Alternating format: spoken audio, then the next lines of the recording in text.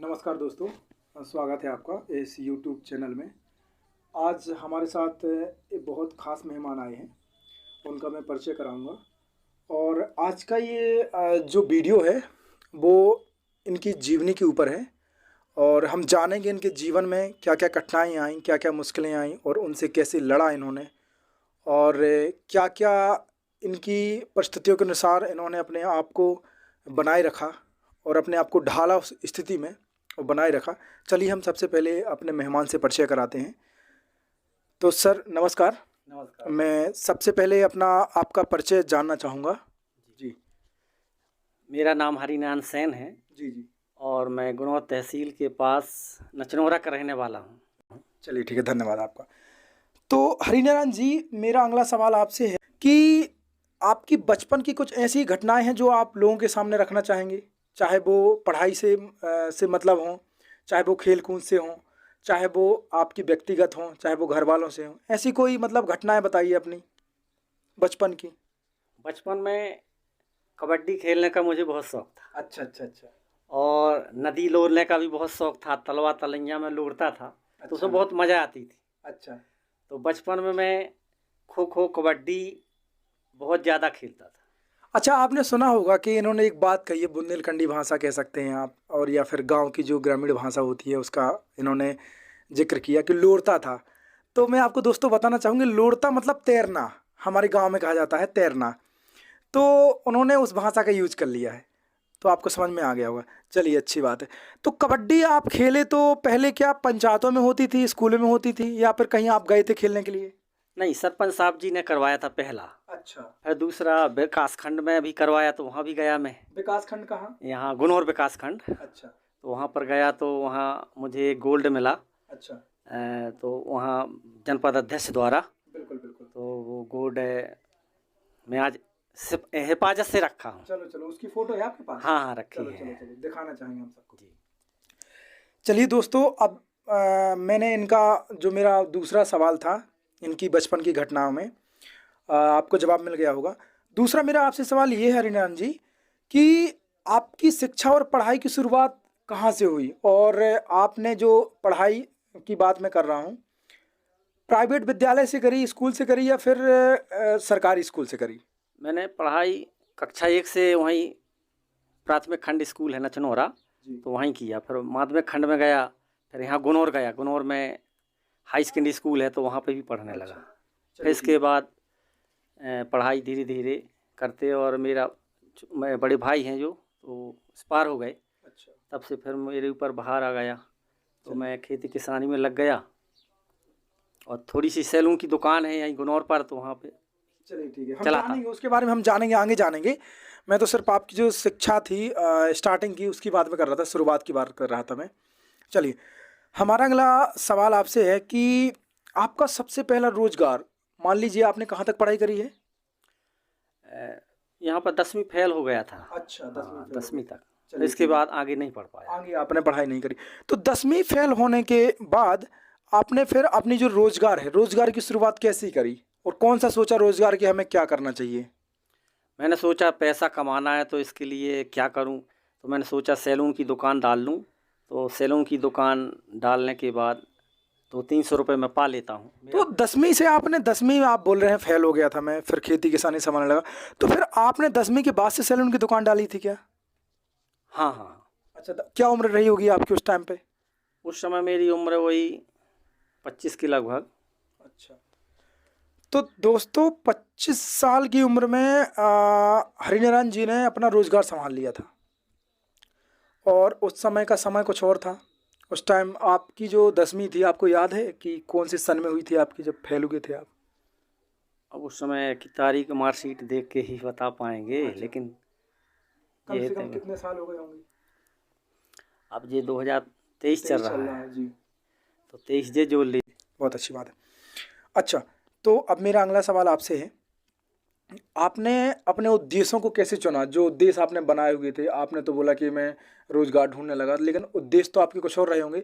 तो आपने अपने उद्देश्यों को कैसे चुना और कैसे समझा?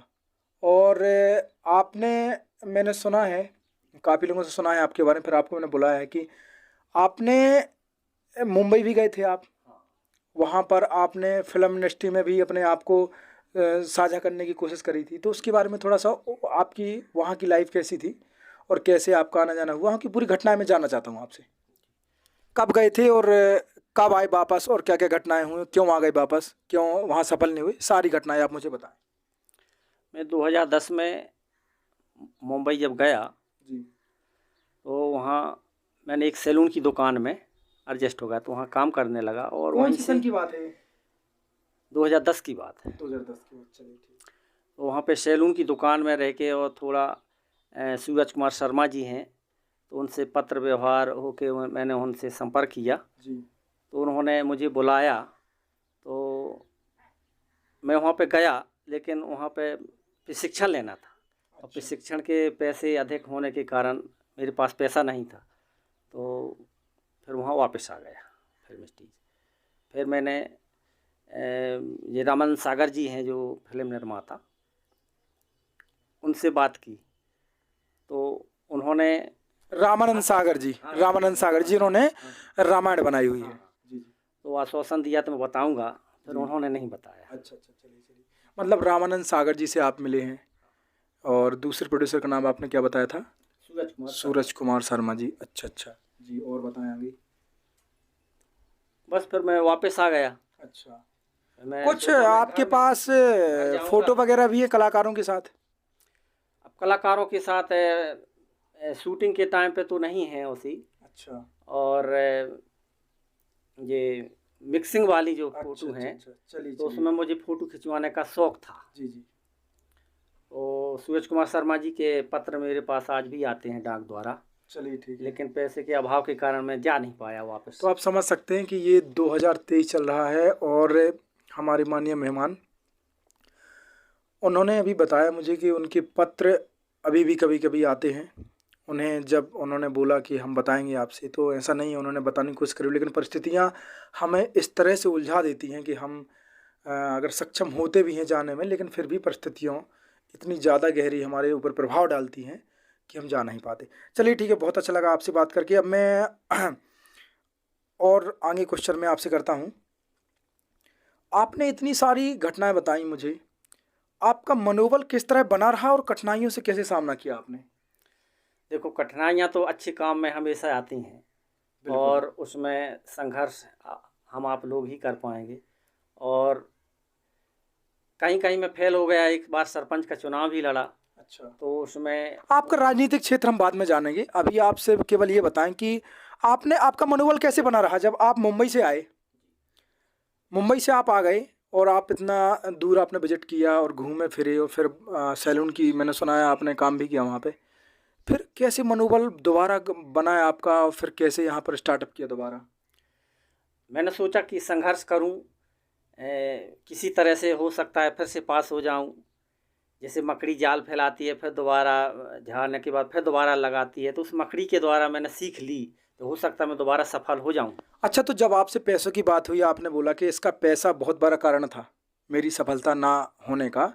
मान लीजिए फिल्म इंडस्ट्री की बात करें, हम बॉलीवुड की बात करें, तो आपने मुझसे कहा कि मेरे पास पैसा ना होने के बावजूद मैं वहाँ पर सफल नहीं हो पाया।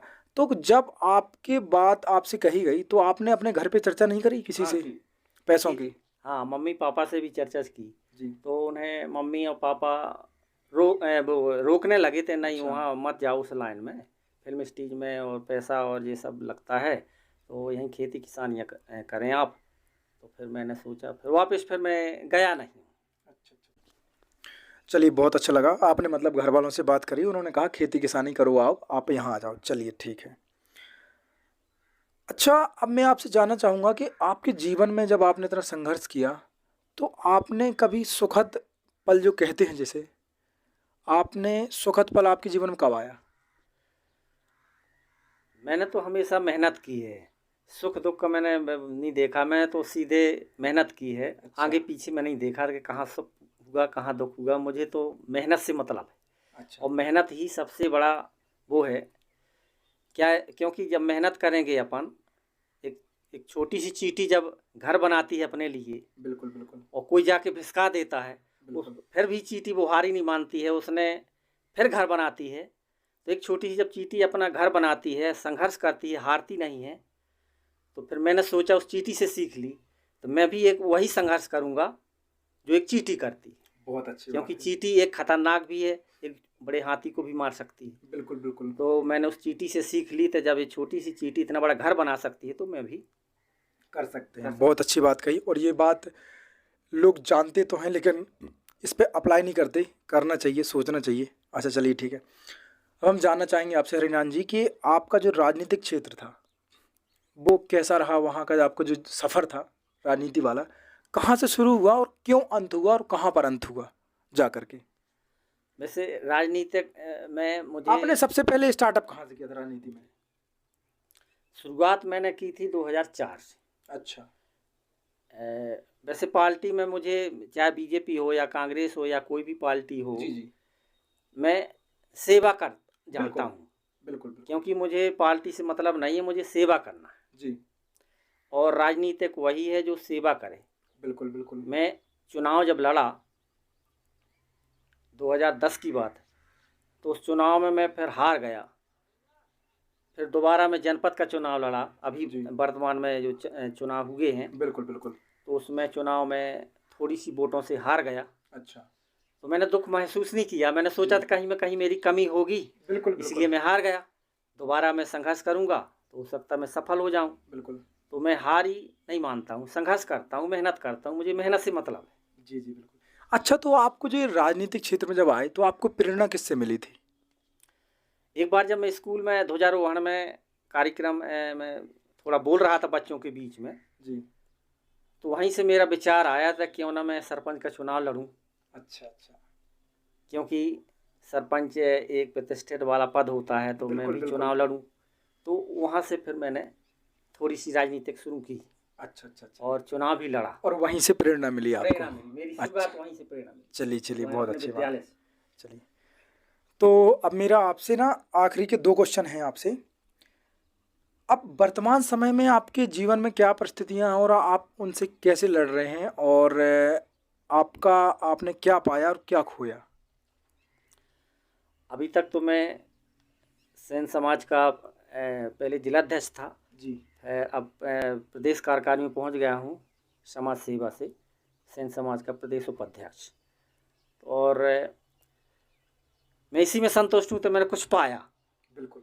समाज के बीच में जुड़ा रहा, तो आज मैं प्रदेश कार्यकारिणी में पहुंच गया हूँ। सेन समाज का संगठन जो है हमारा, जी जी। तो उसमें मैं जुड़ गया।